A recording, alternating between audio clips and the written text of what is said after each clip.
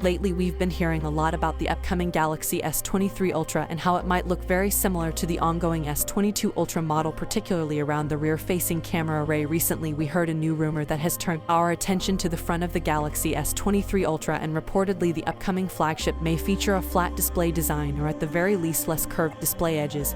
But there is something we want from Samsung. Every winter we look forward to the release of a new mainline Galaxy S series from Samsung. Thanks to Samsung's simpler modern naming scheme for the series, we know that the next big thing will be called the Galaxy S23, and it'll likely be announced sometime after the new year in 2023. Until then, though, there are plenty of things we can think of that we'd love to see on the best Samsung phones in 2023, including changes, additions, and even subtractions. We've already seen plenty of rumors swirling around Samsung's next big phones, and even some potential leaks that point us in the direction Samsung will be taking its flagship phones in 2023. This year might have already brought us great releases like the noteworthy Galaxy S22 Ultra and the ever-productive Galaxy Z Fold 4, but Samsung's 2023 phones look like they could bring even more bang for our collected bucks. What will we see? What could we see? Here's our wish list for the Galaxy S23. As we know that the Samsung Galaxy S23 was a product of a strange year in tech that was both affected by higher retail prices and a fast-growing pandemic that shut workers out of their jobs. The big $300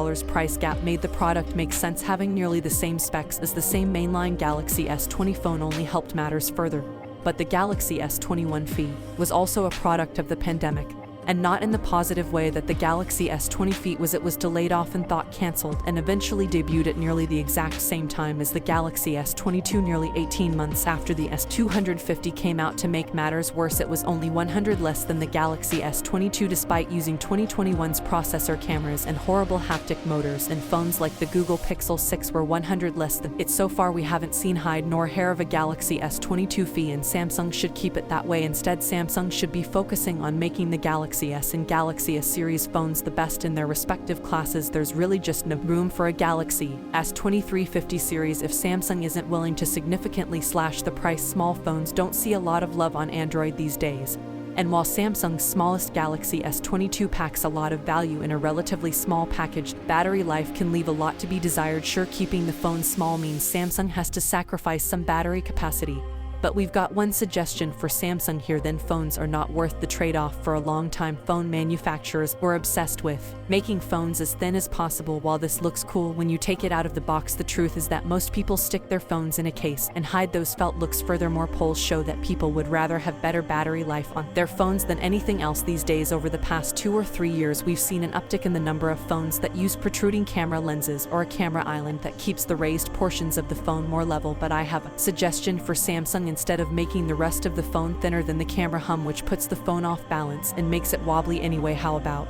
keeping the phone a uniform thickness and make the battery bigger? There haven't been too many rumors around battery size changes or a major design change that would rid us of protruding camera humps, but it feels like such an obvious choice when people continue to request better battery life. Samsung's Galaxy S22 Ultra shipped with a 108 megapixel main sensor, but rumor has it that Samsung is going to outdo itself by shipping the Galaxy S23 with a 200 megapixel camera sensor. 200 megapixel might sound a little ridiculous on the surface, but there are several reasons for a company like Samsung to continue to push these kinds of numbers. Depending on which of the two new 200 megapixel Samsung camera sensors are used, each pixel will occupy either 0.64 millimeters or 0.56 millimeters of physical space on the sensor. Samsung can utilize a secret weapon to make those pixels substantially bigger. That's because Samsung uses an incredibly smart algorithm that combines image data from both the telephoto sensors and the main sensor. When one of those sensors doubles in resolution, you should absolutely expect the Galaxy S23 Ultra in particular to deliver even better zoom than we saw with the S22 Ultra. Look, the Galaxy S22 Ultra might be the best mainline flagship phone Samsung has ever made,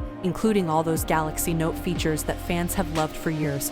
But Samsung's increasingly boxy design for the Note series was never a comfortable trend. Given the S22 Ultra looks almost identical to the Note 20 Ultra, it's no surprise that the phone wasn't the most comfortable to use without a case wrapped around it. While we're at it, please ditch the waterfall display for the Galaxy S23 Ultra. Samsung, while waterfall displays were cute for a while and look nice, the design has gotten very long in the tooth. It's not great for protecting the display with a screen protector since the glass itself is curved, and worse yet, it's impossible to ride all the way to the edge with the S Pen because of those curves. So what are your expectations from Samsung? Will it be the best-selling Android again in 2023? Let me know it down in the comments section, and I'll see you guys in the next one. See you for the next time. Peace out, you.